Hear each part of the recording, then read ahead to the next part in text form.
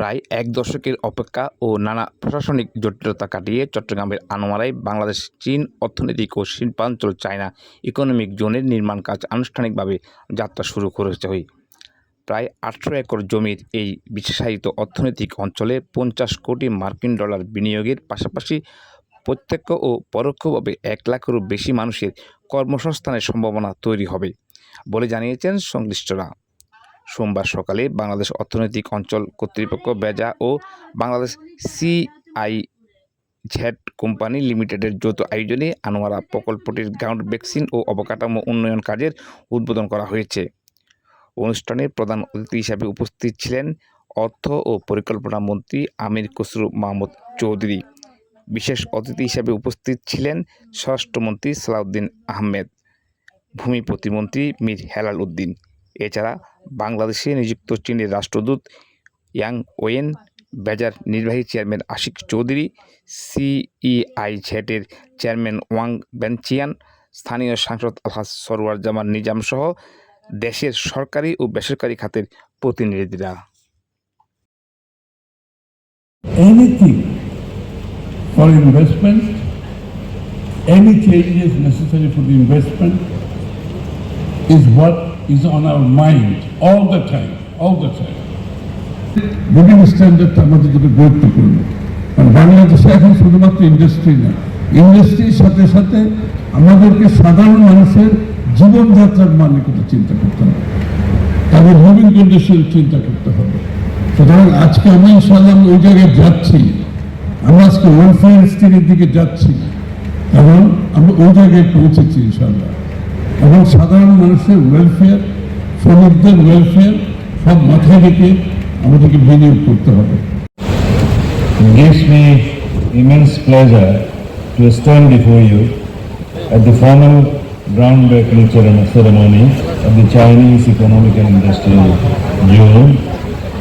This moment is culminated of a shared vision.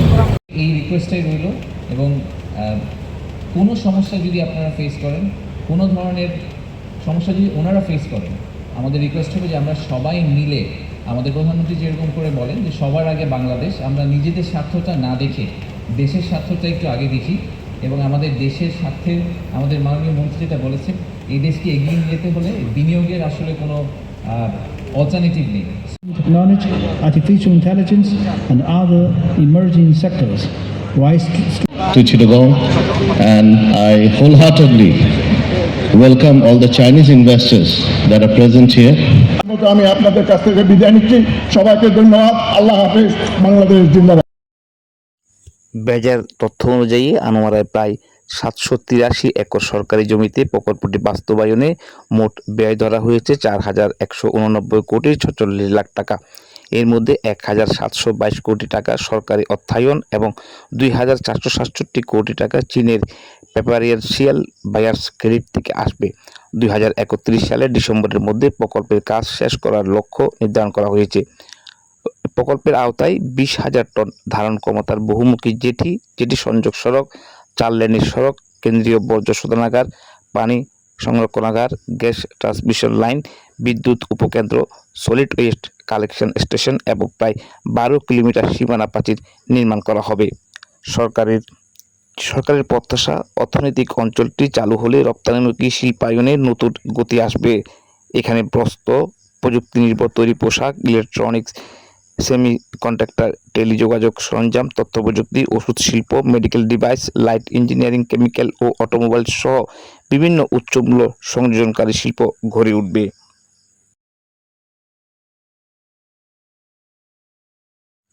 Karnaphuli টানেলের মাধ্যমে চট্টগ্রাম নগরীর সাথে সরাসরি সংযুক্ত হওয়ায় এবং বন্দর ও বিমানবন্দরের কাছাকাছি অবস্থানের কারণে এই চায়না ইকোনমিক জোনটি ভবিষ্যতে দেশের অন্যতম গুরুত্বপূর্ণ শিল্প ও বিনিয়োগ কেন্দ্র হিসেবে গড়ে উঠবে বলে আশা করছেন সংশ্লিষ্টরা।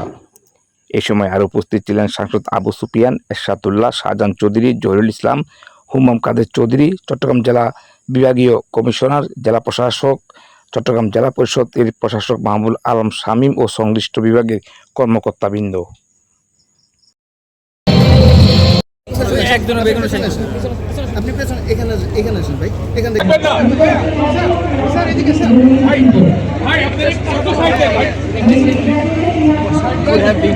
শেখ আব্দুল্লাহ তুমি